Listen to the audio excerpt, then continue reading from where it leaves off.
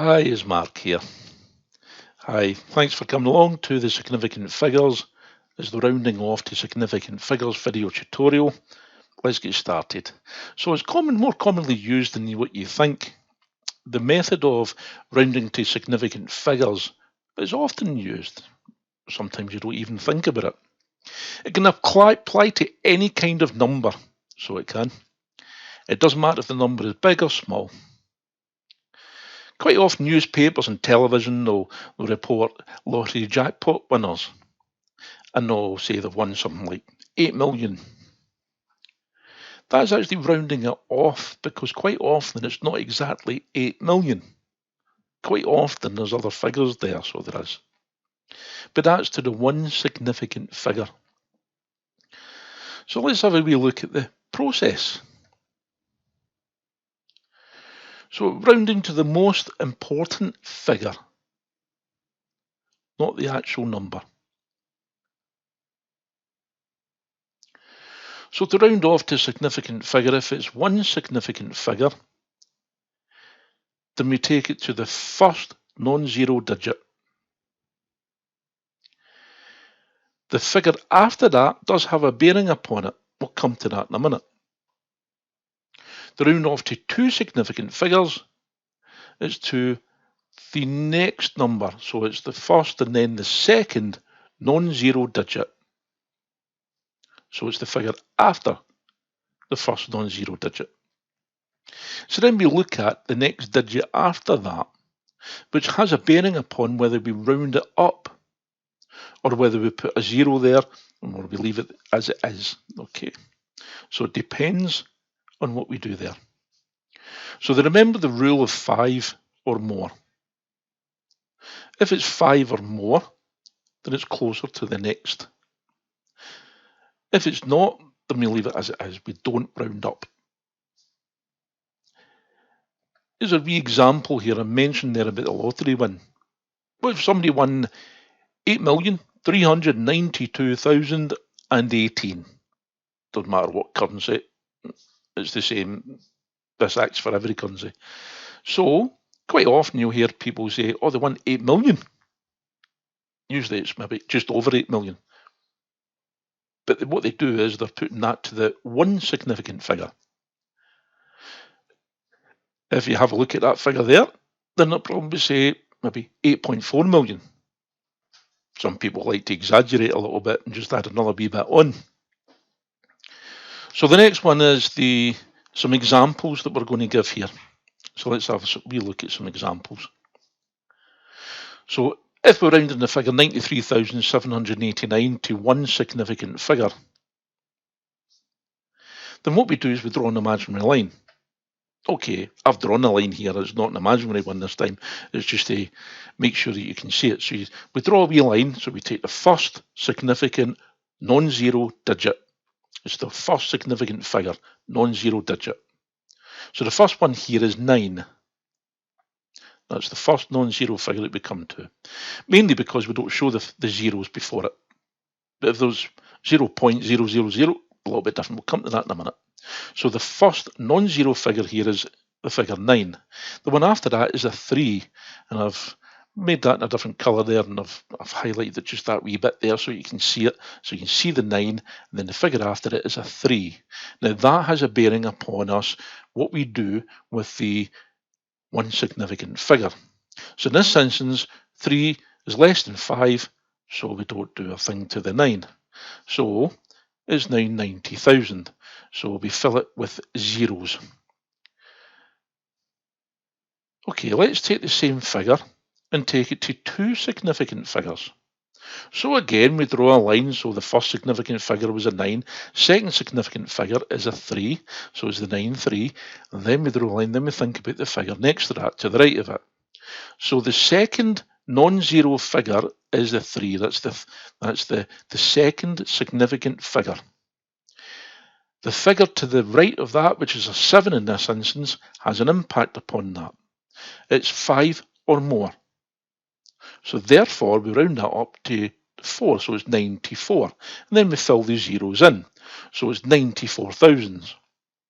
So the 94,000 there, and you can see In the first instance, 90,000 for the first significant figure. The 93,789 is closer to 90,000 than 100,000 because it's the significant figures here. This two significant figure, which we've just done there, is closer to 94,000 than it is to 93,000.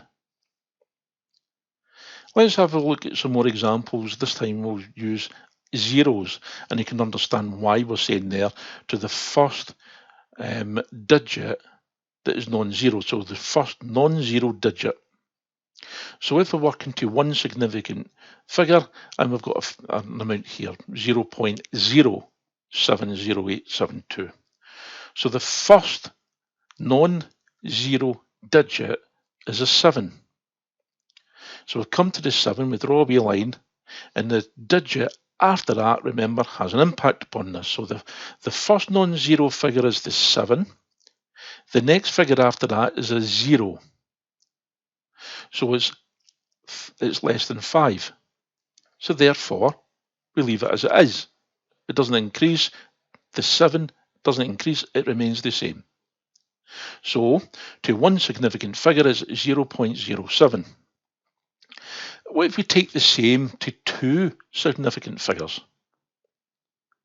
So again, we draw a line after. So this time what we're looking at is the first. So the first non-zero digit is the 7. We then look at the figure after that, which is a 0. Now remember, we've come to the first one, and what we're doing is we're putting it to two significant figures.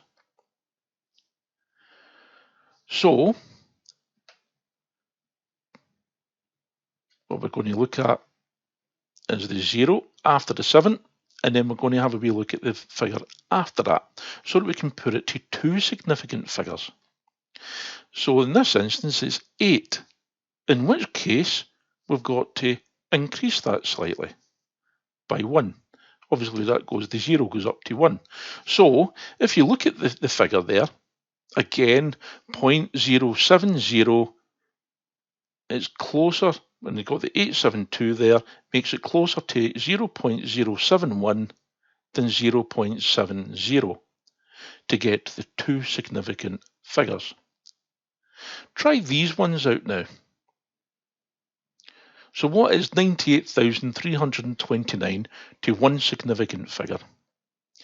Then the same figure to two significant figures. And then we've got a decimal place as well. So what's 4.5182 to one significant figure? And what is it to two significant figures? So a wee bit of practice here anyway, and think it's the first non-zero. And remember why we're saying the non-zero, because obviously if you get 0.000, then it's the first non-zero digit come to. So anyway, have a wee work on that. What I want you to do is to pause this video and give it a wee try. Okay, hopefully you paused. If not, you'll get another opportunity to pause here before I start going further. So you can always pause it and then come back and play. Okay, I gave you time to pause there. You can still pause if you want. Right, anyway, let's move on. So let's have a wee look at the answers. So the first one is 98,322, one significant figure. So what we did was the 9. Then we have a look at the figure after it, which is an 8. 5 or more, therefore it has an impact on us declaring the figure to one significant figure. So that would be 100,000. To two significant figures for the same figure. Well, obviously what we do is we go to the first figure that is non-zero, and then the second after that. That's the significant figures that we want to go to. So it's two significant figures. In this instance, the figure after the 8 is a 3. It's less than 5. So again, 98,329 is closer to 98,000 than 99,000. So the other one is, what is 4.5182 to one significant figure? The answer is 5. because you've got your 4 as the first non-zero digit you come to, and then you've got 0.5. So that 5 has a bearing. So it's 5 or more that impacts upon the significant figure.